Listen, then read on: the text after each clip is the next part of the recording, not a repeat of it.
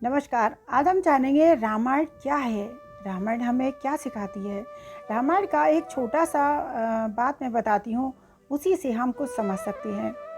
एक रात की बात है, माता कौशल्या जी को सोते में अपने महल की छत पर किसी के चलने की आवाज़ आई। नींद खुल गई। पूछा कौन है। मालूम पड़ा श्रुत कीर्ति, जो उनकी सबसे छोटी बहू शत्रुघ्न की पत्नी है, वो थी। माता कौशल्या जी ने उन्हें नीचे बुलाया। श्रुत कीर्ति जी आई, चरणों में प्रणाम करके खड़ी रहीं। माता कौशल्या ने पूछा, श्रुति, इतनी रात को अकेली छत पर क्या कर रही हो बेटी? क्या नींद नहीं आ रही? शत्रुघ्न कहाँ है? श्रुति कीर्ति की आंखें भर आई, माँ की छाती से चिपटी, गोद में सिमट गई। बोली, माँ, उन्हें तो देखे हुए 13 साल हो गए हैं। उफ! कौशल्या जी का हृदय कांपकर छटपटा गया। तुरंत आवाज आई, सेवक दौड़े आए। आधी रात ही पालकी तैयार हुई। आज शत्रुघ्न की खोज होगी। माँ चल पड़ी। आपको मालूम है शत्रुघ्न जी कहाँ मिले? अयोध्या जी के जिस दरवाजे के बाहर भरत जी नंदीग्राम में तपस्वी होकर रहते हैं, उसी दरवाजे के भीतर एक पत्थर की शिला है। उसी शिला पर अपनी बाह का तकिया बनाकर लेटे मिले। माँ सिरहाने बैठ गई, बालों में हाथ फिराया। शुद्ध शत्रुघ्न जी की आंखें खुली। बोले, माँ, उठे, चरणों में गिरे। माँ, आपने क्यों कष्ट किया? मुझे बुला लिया होता। माँ ने कहा, शत्रुघ्न, तुम यहाँ क्यों? शत्रुघ्न की रुलाई फूट गई। बोले, माँ, मैया, राम जी पिताजी की आज्ञा से वन चले गए। लक्ष्मण जी उनके पीछे चले गए। भरत जी नंदीग्राम में हैं। क्या ये महल, ये रथ, ये राजसी वस्त्र विधाता ने मेरे लिए ही बनाए हैं? माता कौशल्या निरुत्तर हो गई, कोई जवाब नहीं दे पाई। देखो, क्या है ये राम कथा?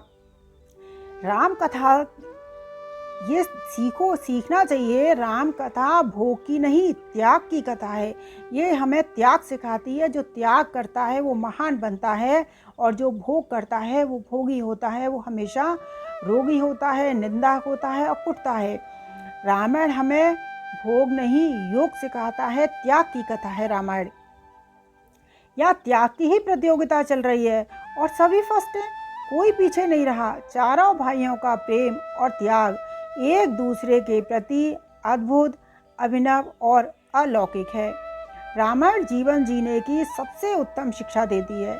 भगवान राम को 14 साल का वनवास हुआ तो उनकी पत्नी सीता ने भी सहर्ष स्वीकार किया, परंतु बचपन से ही बड़े भाई की सेवा में रहने वाले लक्ष्मण जी कैसे राम जी से दूर हो जाते?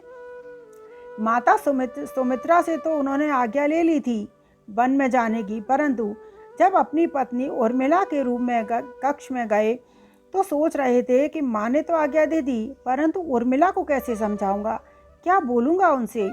यही सोचकर लक्ष्मण जी जैसे ही अपने कक्ष में पहुँचे तो देखा उर्मिला आरती का थाल लिए खड़ी थी और बोली, आप मेरी चिंता छोड़ो, प्रभु श्री राम की सेवा में बन जाओ, मैं आपको नहीं रोकूंगी।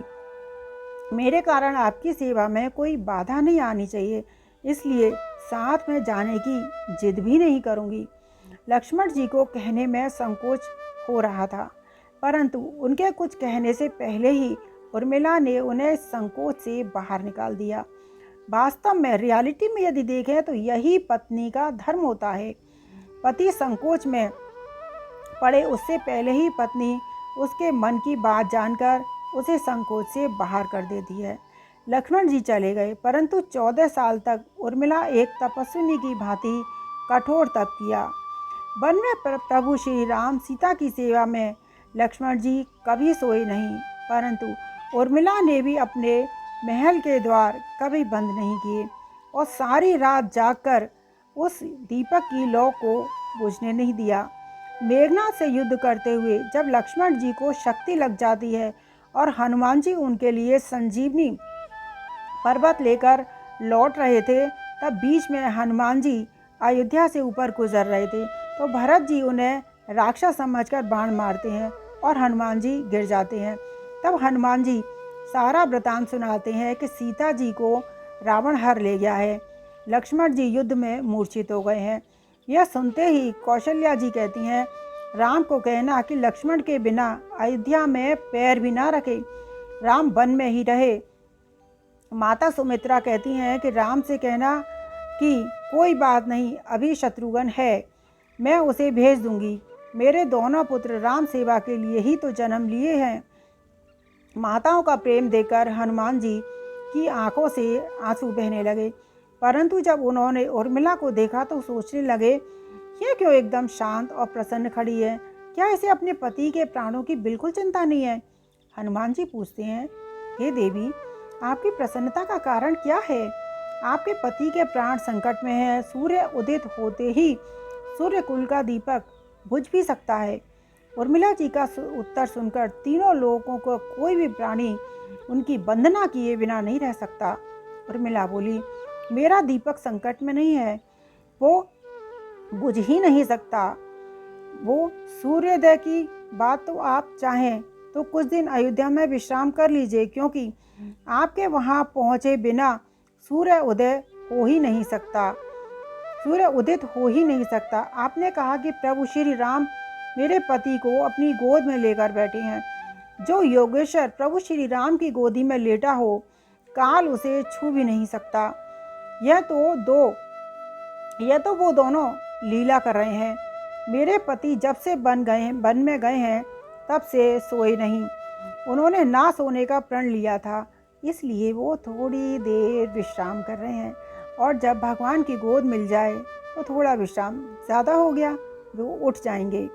और शक्ति मेरे पति को लगी ही नहीं, शक्ति तो प्रभु श्री राम जी को लगी है।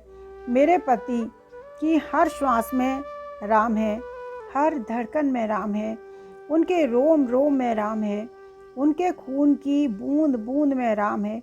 जब उनके शरीर और आत्मा में सिर्फ राम है तो शक्ति राम जी को लगी ना, दर्द राम को ही होगा और वो ही ठीक करेंगे। इसलिए हनुमान जी, आप चिंता ना करें, उन्हें कुछ नहीं होगा, वो जल्दी ही ठीक हो जाएंगे, मेरा आप विश्वास करें। ये रामायण हमको सिखाती है चारों भाइयों का प्यार, चारों भाइयों का त्याग। चारों भाई एक दूसरे के लिए त्याग कर रहे हैं, और यही इंसान को सीखना चाहिए। जो त्याग करता है, छोड़ता है, वो पूजा जाता है, जो छीनने में लगा रहता है वो कूटा जाता है। रामायण हमको त्याग करना सिखाती है। धन्यवाद।